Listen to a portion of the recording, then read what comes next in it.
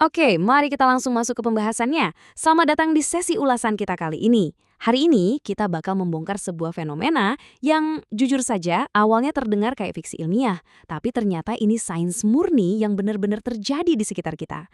Kita akan melihat persilangan yang luar biasa antara gelombang suara dan produktivitas biologis.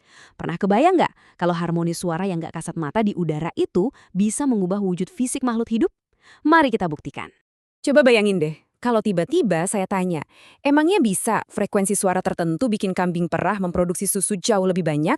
Sebagian besar dari kita pasti bakal mengernyitkan dahi, ya kan? Kedengarannya persis kayak mitos orang zaman dulu.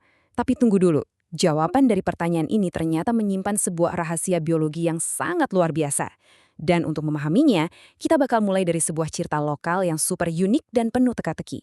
Di daerah Ciampea Bogor, yang memang terkenal banget sebagai pusat kambing perah jenis Etawa dan Sapera, ada satu kisah nyata yang sangat menarik. Seorang peternak yang kebetulan non-muslim melakukan satu hal yang di luar kebiasaan. Dia secara khusus menyewa para santri untuk datang dan membacakan lantunan Al-Quran secara langsung di dalam kandang kambingnya. Dan coba tebak hasilnya. Produksi susu kambingnya benar-benar meroket drastis. Nah, ini bukan sekedar cerita mistis atau mitos lokal loh. Bagi si peternak, ini adalah strategi bisnis yang super cerdas dan 100% bisa dijelaskan pakai sains. Gimana ceritanya? Rahasianya ada di sebuah konsep sains yang disebut auditory enrichment atau pengayaan audio. Intinya, ini adalah cara memanipulasi lingkungan pakai suara yang ritmis buat nurunin tingkat stres hewan. Bayangin aja, lingkungan peternakan itu kan bising banget. Ada suara benturan besi, mesin pemerah, orang lalu lalang. Itu semua bikin hewan stres. Nah, lantunan suara manusia secara langsung, seperti bacaan tadi, punya ritme yang teratur, monoton yang lembut, dan konstan.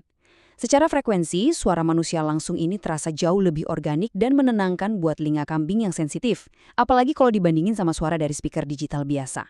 Kalau kita bedah, proses biologisnya tuh kayak algoritma yang rapih banget. Ada 4 langkah krusial di sini. Pertama, suara yang ritmis tadi memicu otak si kambing buat masuk ke fase rileks alias gelombang otak alfa. Terus, yang kedua, hormon stres atau kortisol mereka langsung anjlok, seolah ngeblokir semua suara bising dari luar.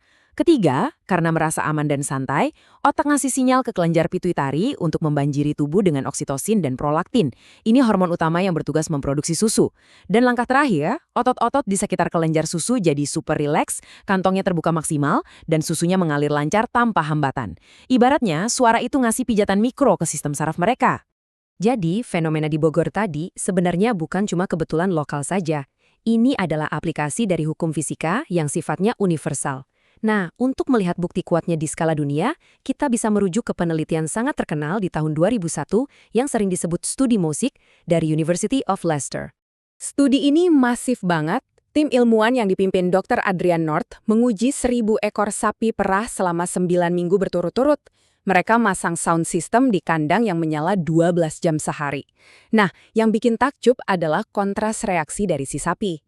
Waktu mereka diputerin musik bertempo lambat di bawah 100 beats per menit, kayak simfoni Beethoven atau lagunya R.E.M., sapi-sapi ini masuk ke fase relaksasi yang dalam banget. Tapi giliran diputerin musik tempo cepat di atas 120 BPM, kayak lagunya Jamiroquai, sapi-sapi itu malah tegang. Hormon stres mereka naik, dan otomatis aliran susunya jadi seret. Dan data konkret dari hasil penelitian itu benar-benar bikin melongo. 3%. Sapi yang dengerin musik santai secara konsisten ngehasilin susu 3% lebih banyak. Kalau dihitung-hitung, itu setara dengan tambahan sekitar 0,73 liter per sapi tiap harinya. Coba bayangin kalau Anda punya 1.000 ekor sapi. Dampak ekonominya luar biasa banget kan? Sains terbukti secara harfiah menebalkan dompet para peternak. Oke, kalau pada hewan suara bekerja lewat sistem saraf dan hormon, itu masuk akal ya. Tapi sekarang, mari kita beralih ke misteri yang jauh lebih gila lagi. Gimana caranya sebuah tanaman bisa mendengar suara, padahal mereka itu nggak punya telinga, nggak punya otak, dan nggak punya sistem saraf sama sekali. Gimana coba getaran di udara bisa ngubah sebuah daun? Nah, jawabannya ternyata ada pada kekuatan getaran fisik. Disinilah lahir teknologi yang dinamakan sonic boom. Ditemukan di tahun 70-an oleh seorang ilmuwan bernama Dan Carlson, sonic boom ini murni teknologi bioakustik. Ingat ya, suara itu pada dasarnya adalah gelombang mekanik yang merambat lewat udara. Jadi tanaman itu mendengar lewat sensor getar yang ada di sel mereka. Gelombang suara yang spesifik ini ibarat ngasih pijatan mikro secara fisik langsung ke dinding sel tanaman itu sendiri. Inti dari teknologi ini adalah ngehack sistem biologis daun. Kalau di alam liar, suara kicauan burung di pagi hari itu kayak alarm buat daun untuk menyambut embun. Nah, Sonic Bloom meniru alarm itu. Mereka pakai frekuensi tinggi antara 3.000 sampai 5.000 Hz. Getaran dari suara ini secara mekanis memaksa stomata atau pori-pori daun untuk terbuka jauh lebih lebar dan lebih lama dari biasanya. Tepat di saat stomata ini lagi menganga lebar-lebarnya, para petani langsung menyemprotkan pupuk cair bernutrisi ke daun.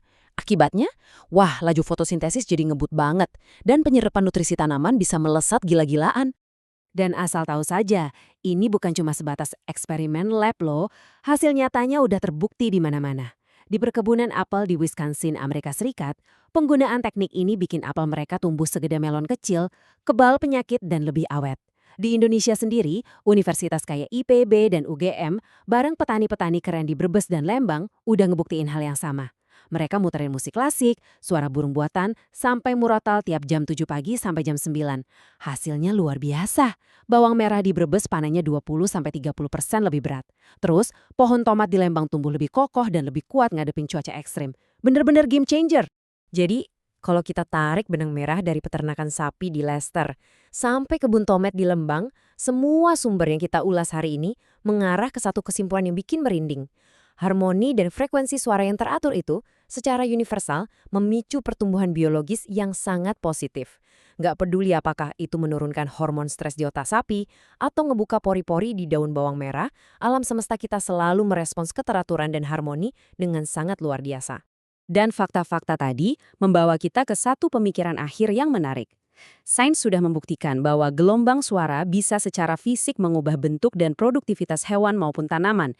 Jadi pertanyaannya, kalau kekuatan frekuensi suara sedahsyat itu, kira-kira gimana ya suara bising yang Anda dengar setiap hari, diam-diam lagi ngebentuk fisik dan pikiran Anda sendiri?